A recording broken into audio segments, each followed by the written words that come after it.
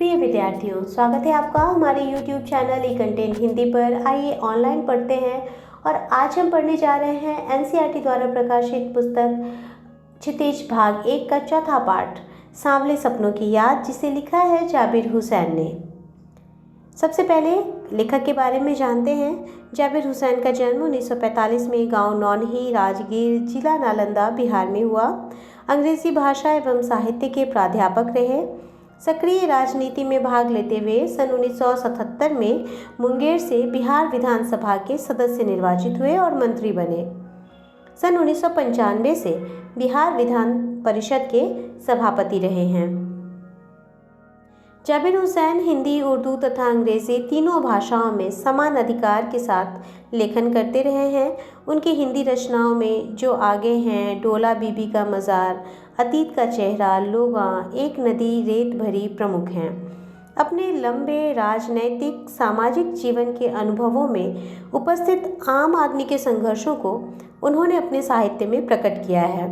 संघर्षरत आम आदमी और विशिष्ट व्यक्तित्वों पर लिखी गई उनकी डायरियाँ चर्चित प्रशंसित हुई हैं। जाबिर हुसैन ने डायरी विधा में एक अभिनव प्रयोग किया है जो अपनी प्रस्तुति, शैली और शिल्प में नवीन है।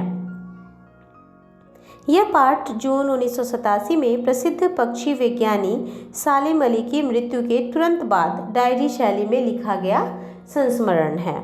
सालिम अली की मृत्यु से उत्पन्न दुख और अवसाद को लेखक ने सांवले सपनों की याद के रूप में व्यक्त किया है। सालिम अली का स्मरण करते हुए लेखक ने उनका व्यक्ति चित्र प्रस्तुत किया है। यहाँ भाषा की रवानी और अभिव्यक्ति की शैली दिल को छूती है। लेकिन इनकी जो अभिव्यक्ति है, एक तरह से ये गद्य में भी ऐसा लिखते हैं जो कहीं ना कहीं हमें एक काव्य संसार का दर्शन कराता है। और इसीलिए यह पाठ, इस पाठ में जो कुछ अंश है, कुछ वाक्य ऐसे हैं जिनका अर्थ बहुत गूढ़ है और वह हमें आध्यात्म और चिंतन के एक नई दिशा की ओर ले जाती है। और इसीलिए विद्यार्थी बार बार इस पाठ को समझने में कठिनाई महसूस करते हैं। पाठ का शीर्षक है सांवले सपनों की याद। यहाँ पर सपनों को सांवला कहा गया है। यदि हम ध्यान दें तो अपने मनोभावों को कहीं ना कहीं हम रंगों से जोड़ते हैं। कुछ और उदाहरण लेते हैं, जैसे कि गुस्से में लाल पीला होना, डर कर चेहरा सफ़ेद हो जाना, मन में हरियाली छाना। तो इस तरह जैसे खुशी का प्रतीक हरियाली से लिया गया है, डर का प्रतीक सफ़ेद से लिया गया है, ठीक इसी प्रकार सपनों को सांवला कहा गया है। सांवले यानी कि धुंधले हो चुके। सांवला रंग आप जानते ही हैं, जो या तो काले को कहते हैं, काले को भी सांवला कह देते हैं, या फिर ऐसा रंग जो काला से थोड़ा साफ हो, यानी कि वो धुंधला, जो सपने हैं वो धुंधले हो गए हैं। और ऐसा क्यों हुआ है? क्योंकि सालिम अली जैसा व्यक्तित्व पाना मुश्किल है। सालिम अली एक ऐसे व्यक्तित्व थे जिन्होंने पक्षियों के बारे में अपनी चिंता व्यक्त की थी। पक्षियों से हमारा प्रेम, प्रकृति से हमारा प्रेम नैसर्गिक होना चाहिए, लेकिन ऐसा नहीं होता है। हम अधिकतर क्या करते हैं कि इन प्रकृति की इन चीज़ों से हम अपने फ़ायदे तक ही प्रेम करते हैं। जैसे कि पक्षियों को देखना अच्छा लगता है, मोर को देखना अच्छा लगता है, तोते को देखना अच्छा लगता है, लेकिन कभी हम ये नहीं सोचते कि इस कड़कड़ाती ठंड में ये पक्षी आखिर प्रवास को क्यों चले जाते हैं। जो प्रवासी पक्षी दूसरी जगह जाते हैं, क्या उन्हें वहाँ पर उचित भोजन मिल पाता है? आखिर जलवायु में जो इतना परिवर्तन हो रहा है, इसका पक्षियों पर क्या प्रभाव पड़ता है? यानी कि पक्षियों की दुनिया में खोकर उनकी चहचहाहट में उनके शब्दों को पढ़ना, ये सालिम अली करते थे। और ऐसा व्यक्तित्व मिलना बहुत ही कठिन है। और इसीलिए उनकी याद में लिखते हुए वो कहते हैं सांवले सपनों की याद, यानी कि जो सपने उन्होंने देखे थे वो अब थोड़े थोड़े धुंधले से हो गए हैं और उसकी बस अब एक याद रह गई है। यहाँ पर जो शुरू होती है, यह संस्मरण जहाँ से शुरू होता है, डायरी शैली में लिखा हुआ है, और जहाँ से ये शुरू होता है वो शुरुआत की 2 पंक्तियाँ ही अपने आप में काफ़ी कुछ कहती हैं। सुनहरे परिंदों के खूबसूरत पंखों पर सवार सांवले सपनों का एक हुजूम मौत की खामोश वादी की तरफ अग्रसर है। कोई रोक टोक सके कहाँ संभव है। सालिम अली अपनी ज़िंदगी के आखिरी दौर में हैं और उस वक्त जब उनके प्राण उनसे दूर जा रहे हैं, उस समय लेखक को ऐसा लगता है मानो खूबसूरत सुनहरे परिंदों के खूबसूरत पंखों पर सवार वो सांवले सपने भी मौत के खामोश वादी की तरफ जा रहे हैं। इस हुजूम में आगे आगे चल रहे हैं सालिम अली, अपने कंधों पर सैलानियों की तरह अंतहीन सफ़र का बोझ उठाए। सैलानी कहते हैं पर्यटक को, और पर्यटकों को आपने देखा होगा कि वो अपना सारा जो उपयोग का सामान होता है उसको अपने पीठ पर, जिसको हम बैकपैक कहते हैं, वहाँ पर लेकर वो घूमते रहते हैं। तो इसी तरह ऐसा लगता है मानो कि अपने अंतहीन सफ़र का बोझ, वो कहाँ रुकेंगे पता नहीं, उस बोझ को उठाकर और वो चल रहे हैं। यह सफ़र पिछले तमाम सफ़रों से भिन्न है। भीड़ भाड़ की ज़िंदगी और तनाव के माहौल से सालिम अली का यह आखिरी पलायन है। पलायन कहते हैं किसी चीज़ को छोड़कर जाने का, और सालिम अली अपनी ज़िंदगी को छोड़कर जा रहे हैं यहाँ से, और इस भीड़ भाड़ वाली ज़िंदगी और तनाव के माहौल से वो दूर जाना चाहते थे, पलायन करना चाहते थे, और इसीलिए वो बार बार पक्षियों की दुनिया में खोते थे। और यह जो पलायन है उनकी मृत्यु से वह आखिरी पलायन होगा।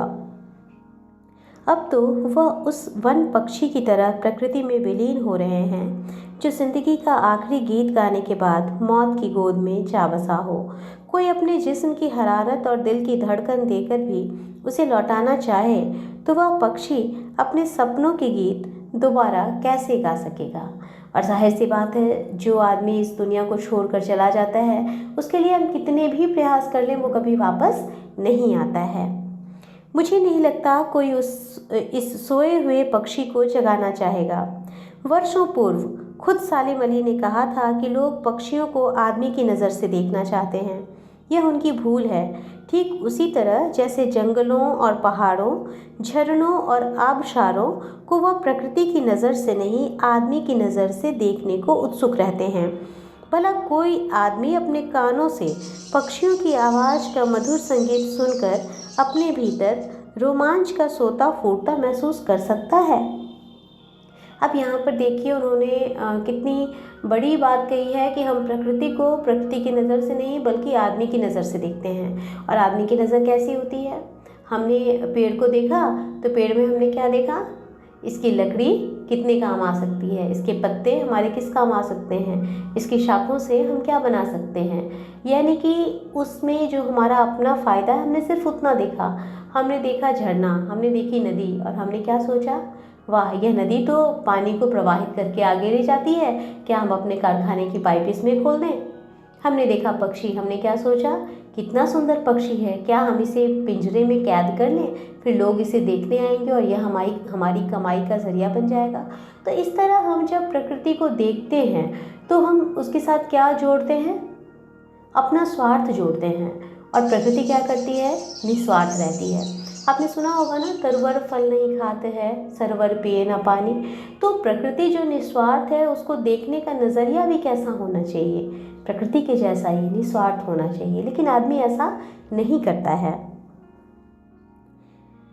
एहसास की ऐसी ही एक उबड़ खाबड़ ज़मीन पर जन्मे मिथक का नाम है सालिम अली। यहाँ पर उन्होंने सालिम अली को मिथक कहा है। मिथक यानी कि जो सच नहीं होता।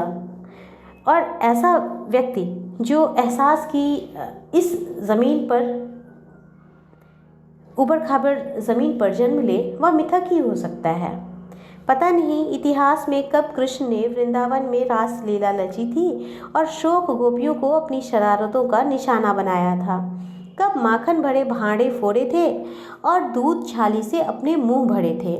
कब वाटिका में छोटे छोटे किंतु घने पेड़ों की छाह में विश्राम किया था। कब दिल की धड़कनों को एकदम से तेज करने वाले अंदाज में बंसी बजाई थी। और पता नहीं कब वृंदावन की पूरी दुनिया संगीतमय हो गई थी। पता नहीं यह सब कब हुआ था। और जब हम ये सारी बातें पढ़ते हैं तो कहीं ना कहीं ऐसा लगता है कि यह चित्र हमारे सामने, यह जो एक रास का चित्र है वो हमारे सामने आ गया है। और वृंदावन जाने पर नदी का सांवला पानी अगर आप देखते हैं तो यह पूरा घटनाक्रम सिरे से आपके सामने आ जाता है। हर सुबह सूरज निकलने से पहले जब पतली गलियों से उत्साह भरी भीड़ नदी की ओर बढ़ती है तो लगता है जैसे उस भीड़ को चीरकर अचानक कोई सामने आएगा और बंसी की आवाज़ पर सब किसी के कदम थम जाएंगे।